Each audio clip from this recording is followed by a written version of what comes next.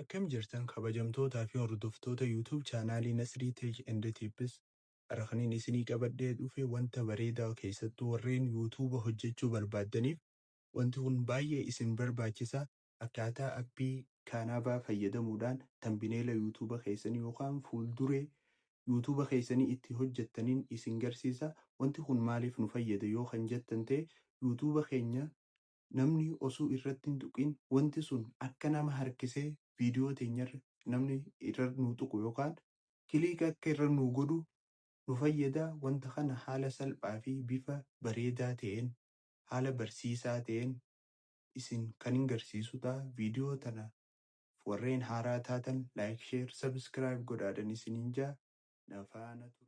Kallattumaan gara appilikeeshinichaa deemna. Appilikeeshinichis Canva jedhama. Appilikeeshinichi kunoo kana fakkaata. Canva hajoo kanarratti uytanii ergasii yeroo jalqabaatiif ta'e Google akkaawuntii keessaniin saayin aappii gootanii yoo nama erga saayin aappii gootan booda kunoo akkanatti isinii fida. San booda sooshaal miidiyaa hajoo kana uytan. Sooshaal miidiyaa hajoo kana erga uytan booda YouTube thumbnail hajoo kana irratti cuqaastan. Erga kanarratti uytan booda gara peejii itti aanu kanaan nu fida. San booda as keessas diizaayinoota adda addaa jira filachuu dandeessanii yookaan kan mataa keessanii dalaguu dandeessanii kana gad deebistan jechuudha. San booda erga akkanan nu fidee booda san booda kaameeraa rool hajoo kana xuyna. Kaameeraa rool hajoo kana erga xuyne booda jalqaba irratti baakgiraawundii keenya filanna jechuudha. Baakgiraawundii dudduubee tambineela keenyaa jechuudha. Dudduubee tambineela keenyaa Google irraa yookaan wantoota weebsaayitoota adda addaa irraa buufachuu dandeenya jechuudha. Mee nama fakkeenyaaf giriinii kana haa filadhu. San booda aad ergan irratti tuqee booda aad hajoo kanan tuqa jechuudha.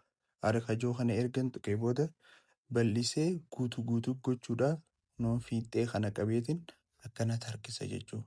Fiixee kana qabee akkanatti harkisa. Hanga dhumaa ergan akkatti harkisee booda hanga dhumaa ergan harkisee booda san booda look hajoo kanan tuqa jechuudha. Akka baakgiraawundiin kiyya kun na jalaa hin sochooneef. San booda wanti itti aansee godhu ammas kaameeraa rool hajoo keessa deemeetiin footoo tiyya itti galcha jechuudha. Fakkii tiyya fakkiin barbaade san itti galchee san booda aad hajoo kana tuqa. Fakkeenyaaf fakkii tana ogguun itti galche aad hajoo kana ergan tuqee booda fakkii tana immoo akkanatti bakka isiniif mijatu keessanii gamanaaf gamana oofuu dandeessanii. San booda fakkeenyaaf fakkii footoo tiyya tana asiin haa godhuu jechuudha. Asiin ergan akkanatti godhee booda fakkii tiyya tana ammas edii gochuun danda'a. Wantoota garaagaraa gochuun danda'a. Amma akka bakka tanaan irraa sochooneef look ishee jettu tana haa tuquu jechuudha. Amma itti aanee wanti godhu footoo yookaan loogoo YouTubaa itti haa galchu jechuudha. Loogoo YouTubaa amma fakkeenyaaf loogoo YouTubaa tana haa galchu jechuudha. Fakkeenyaaf an as haa kaa'u fakkii tana akkuma barbaaddan kunoo fiixee kana qabuudhaan guddistanii xiqqeessuun akka barbaaddanitti iddoo barbaaddan geessuu dandeessan jechuudha. Fuutanii nama fakkeenyaaf as bira haa godhu. As bira godhee san booda look godha jechuudha. Amma fakkeenyaaf mata duree kiyya tekstii yookaan barreeffama itti galchuuf ishee jalaa kana tekst hajoo kanan tuqa. San booda aad tekst hajoo kanan tuqa. Aad tekst hajoo kana ergan tuqee booda anamma fakkeenyaaf wantin dalaguu barbaade YouTube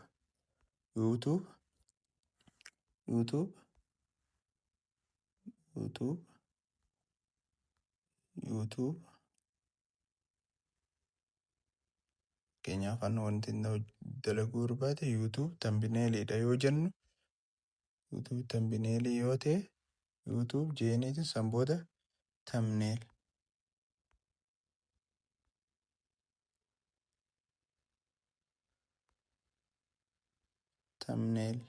jee itti barreessa jechuudha. Itti ergan barreesse booda akkanatti nu barreeffama jechuudha. Barreeffama kanas akkanatti xiqqeessinee guddisnee iddoo barbaadne kaa'uu dandeenya. Amma fakkeenyaaf bakka tanaa haa kaa'u. San booda erga akkana barreessina booda barreeffama kana haala adda addaatiin tolchuu dandeenya. Fakkeenyaaf an foontii isa jiru kana haa tuqu. Foontii jiru kana erga tuqne booda irratti tuqnee bifa garagaraatiin barreeffama keenya kana kanuu tolchu irratti tuqatuu dandeenya. Nama fakkeenyaaf kanarra haa godhu. Foontii kanarra yoon hin godhe barreeffamni kiyya kun haala kanaan naaf bareedeera jechuudha. Kanarratti ergan cuqaasee booda san booda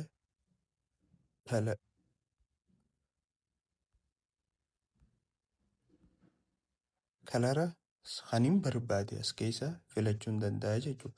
Kalarraa nama fakkeenyaaf kana haa filadhu. Viidiyoo kiyya waliin deemu kalara kanas filachuun hin danda'a jechuudha. Akkasumas itti aanee effeekti kajoo kanas tuqee barreeffama kiyya kanaaf effeektiin barbaade filachuun danda'a jechuudha. Effeekti kajoo kana filadhe effeektiin barbaade filachuun danda'a jechuudha. Nama fakkeenyaaf kanarra taa godhu akkasumas sheeppii isaatis wantoota garagaraatis jijjiiruu dandeessanii as jalaa itti fayyadamaadhaan isiniin jira. Amma wanti as irraan hafe loogoo kanaafaa itti hagalchuu jechuudha. Loogoo isaa akkanatti ergan irratti tuqee booda aadiin godha jechuudha. Fakkeenyaaf loogoo isaa kana as haa kaa'u. As kaa'ee ergan akka godhee booda tambineela kiyya xumureetiin jira jechuudha. Tambineela kana kan xumurre kana immoo buufachuudhaaf mallattoo ishee gubbaa isa akka xiyyaa gaggaraagalte tana irratti tuqna jechuudha. Irratti erga tuqne booda akkanatti nuuf lakkaa'a jechuudha. Erga masmarri kun akkanatti achi dhufe booda save image kajoo kana tuqna jechuudha. Erga akka tuqne booda tambineela yuutuuba keenyaaf ta'u hojjennee jirra isiniin jaa. Wantoota garagaraatis isin kana jala deemtanii itti daddabaltanii irraa hirriftanii hojjechuu dandeessanii yuutuuba keessaniif isiniin jaa. Warreen chaanaala kiyyaaf haarawaa taatan sabiskiraayib gochuu hin dagatinaa isiniin jaa. Wantoota barsiisoo fi wantoota isin fayyadan akkanaa kana asirraa waan argattaniif chaanaala kana irra deebi'ee ammas sabiskiraayib gochuu hin dagatinaa. Viidiyoos laayik gochuu hin dagatinaa isiniin jaa. Wassalaam.